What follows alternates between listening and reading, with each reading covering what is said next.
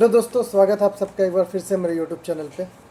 दोस्तों, जैसा कि मैंने पहले वीडियो में बताया था, न्यू कफाला सिस्टम में किस तरह से हम वेकेशन जा सकते हैं, दूसरे कंपनी में ट्रांसफ़र कैसे ले सकते हैं, ये सारे बेनिफिट जो हमें मिलने वाले हैं न्यू कफाला सिस्टम में, इसके बारे में वन बाय वन हेडर पे हम डिस्कस करेंगे।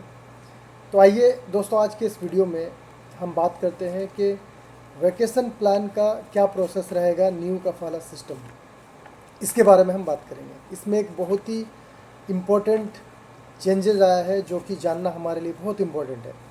अभी तक ज़्यादातर लोग ये समझ रहे हैं कि ये जो भी कानून अभी लागू हुआ है इसमें हमें बहुत ज़्यादा लाभ मिलने वाला है। बट जैसा कि आप सबको पता ही है कि हर चीज़ का एक पॉजिटिव और नेगेटिव इम्पैक्ट पड़ता है हर एक चीज़ में। तो इस कानून में भी अगर हम वैकेशन की बात करें तो उसमें एक नेगेटिव पॉइंटर्स है जो हमारे लिए, जिसको नहीं मालूम है, उनके लिए ये बहुत ही डेंजरस साबित हो सकता है फ्यूचर में। दोस्तों, इस न्यू लॉ में अगर हम वैकेशन के लिए अर्जी देते हैं तो जो पहले हुआ करता था कि हम कंपनी से रिक्वेस्ट करते थे, कंपनी अप्रूवल देती थी छुट्टी के लिए, फिर हमारा प्रोसेस आगे होता था। वो जो पुराना प्रोसेस है वो भी एक्टिव है, हम उससे भी वैकेशन जा सकते हैं। इसके अलावा अगर आप चाहते हैं कि खुद से हम वैकेशन की अर्जी दें तो आप ये खुद से भी कर सकते हो ऑनलाइन, क्योंकि ये अभी न्यू कानून इम्प्लीमेंट हुआ है। तो मैं आप लोगों को स्क्रीनशॉट करके नहीं दिखा सकता कि किस तरह से हम अप्लाई करें। जैसे ही ये सारा चीज़ एक्टिव हो जाएगा, जब ये ऑनलाइन हो जाएगा, अफसर से हम कर पाएंगे या कोई भी वेबसाइट पे हम कर पाएंगे, तो इंशाल्लाह मैं वो भी शेयर करूँगा स्क्रीनशॉट के साथ, ताकि आप लोगों को आसानी हो ये वेकेशन की अर्जी देने में। तो वो चीज़ हम बाद में डिस्कस करेंगे। तो आइए हम बात करते हैं कि अगर हम वेकेशन अप्लाई करते हैं खुद से तो इसका क्या रूल है। दोस्तों, नए रूल में ये है कि आप खुद से अप्लाई करोगे वेकेशन के लिए, कंपनी या कफिल या आपका जो भी स्पॉन्सर रहेगा उनको 10 दिन का टाइम मिलेगा। 10 दिन के अंदर उनको रिप्लाई करना है। आप जो वेकेशन अप्लाई करोगे वो रिप्लाई करेंगे। 10 दिन का टाइम उनको इसलिए दिया जाएगा, इस बीच अगर आपका कुछ कंपनी के साथ लेन देन है, कभी कभी क्या होता है कुछ लोगों के नाम पे कंपनी का कुछ मटेरियल्स इशू रहता है, जैसे किसी के नाम पे कोई प्रिंटर रहता है, कुछ सामान रहता है जिसको क्लियर करना ज़रूरी होता है कंपनी के रूल्स के अकॉर्डिंग। तो ये सारे चीज़ क्लियर कर सकेंगे कंपनी 10 दिन के अंदर, इसलिए उनको 10 दिन का टाइम दिया गया है। अगर 10 दिन के अंदर आपका कंपनी या कफिल आपको रिप्लाई नहीं करता है उस नोटिफिकेशन पे, आपका वेकेशन का नोटिफिकेशन पे, तो उसका 11वां दिन आपका जो वेकेशन है वो एक्टिव हो जाएगा, यानी आप वीज़ा इशू करा सकते हैं, आप छुट्टी में जा सकते हैं। उसके बाद अगर कंपनी चाहे आपको रोकना तो वो रोक नहीं सकते। तो ये एक अच्छा चेंजेस है इस न्यू रूल पे, जिनको वेकेशन जाना है। और छुट्टी जो है उनको 30 दिन की मिलेगी, 30 दिन के अंदर उनको आ जाना है। इसके अलावे जो पहले कंडीशन हुआ करता था छुट्टी जाने के लिए, आपका पासपोर्ट वैलिड रहना चाहिए आने टाइम तक, आपका इकामा वैलिड रहना चाहिए। इसके अलावे कंपनी के साथ जो कॉन्ट्रैक्ट है आपका वो भी वैलिड रहना चाहिए, तभी आप आ सकते हो। ऐसा नहीं है कि कंपनी के साथ आपका जो कॉन्ट्रैक्ट है वो ख़त्म हो गया है तो फिर आप दोबारा आ नहीं सकते।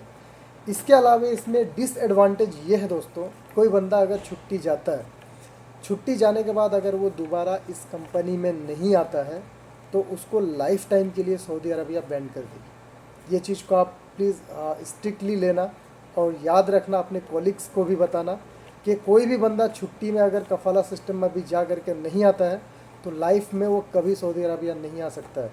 बहुत से इससे पहले लोग ऐसा करते थे कि कंपनी से छुट्टी में जा करके दूसरे कंपनी में ट्राई करके दूसरे कंपनी में आते थे, तो वो नहीं आ सकते। अब ऐसा नहीं कर सकते। या फिर बहुत से लोग क्या करते थे, दूसरे कंट्री में चले जाते थे, दुबई, कुवैत, उनको अच्छा सैलरी मिलता था, उधर इंटरव्यू देके उधर चले जाते थे।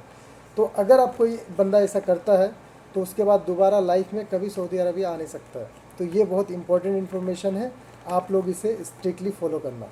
इसके अलावे इन केस अगर कोई बंदा 30 दिन में नहीं आ पाता, कोई रीज़न से डिले हो जाता है, तो उस कंडीशन में कंपनी के पास पूरी अथॉरिटी रहेगी कि आपका जो वीज़ा है वो एक्सटेंड कर सके। अगर कंपनी चाहे तो आपको दोबारा बुला सकती है।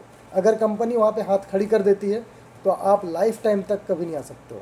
सो ये डिसएडवांटेज है। इसके अलावा मैंने जैसे कि आपको बताया कि आपका कॉन्ट्रैक्ट वैलिड होना चाहिए, ये सारे इम्पोर्टेंट इसके टर्म्स एंड कंडीशंस थे। इसके अलावा जो पुराने रूल है उसके हिसाब से भी कंपनी आपको छुट्टी भेज सकता है। उसके अलावा बहुत से लोग फाइनल वेकेशन के लिए, अब हम लोग बात करेंगे फाइनल वेकेशन का। ये तो रहा हम इमरजेंसी वेकेशन, बीच में नॉर्मल वेकेशन जाने का।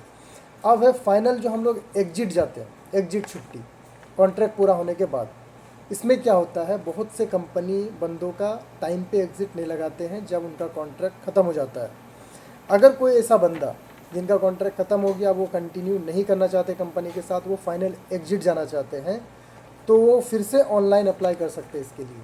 सेम 10 दिन का टाइम लगेगा, 10 दिन के अंदर कंपनी को एक्सेप्ट करना है। अगर वो नहीं करते तो 11वां दिन ऑटोमेटिकली उनका जो फाइनल एग्ज़िट है वो एक्सेप्ट हो जाएगा। लेकिन यहाँ पे एक सस्पेंस ये है दोस्तों कि जब हम लोग फाइनल एग्ज़िट जाते हैं तो उसमें कंपनी का बेनिफिट मिलता है, प्लस कंपनी अपने टिकट से अपने पैसे से वीज़ा इशू करके आपको भेजती है। तो ये सारी चीज़ें अभी तक क्लियर नहीं हो पाई है कि फ़ाइनल एग्ज़िट के टाइम कंपनी कब तक आपको वो जो आपका अमाउंट बनता है वो कब तक देगी, या फिर आपका टिकट वो कब तक देगी, या वीज़ा का पैसा है वो कब तक देगी।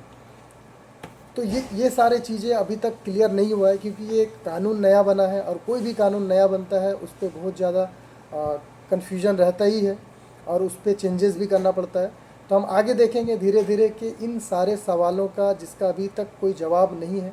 मैंने इससे पहले भी कहा था कि ऑफिशियली बहुत सारे ऑथेंटिक इन्फॉर्मेशन नहीं है, तो हम जैसे ही इसका कोई अपडेट मिलता है आप लोगों तक ज़रूर शेयर करेंगे।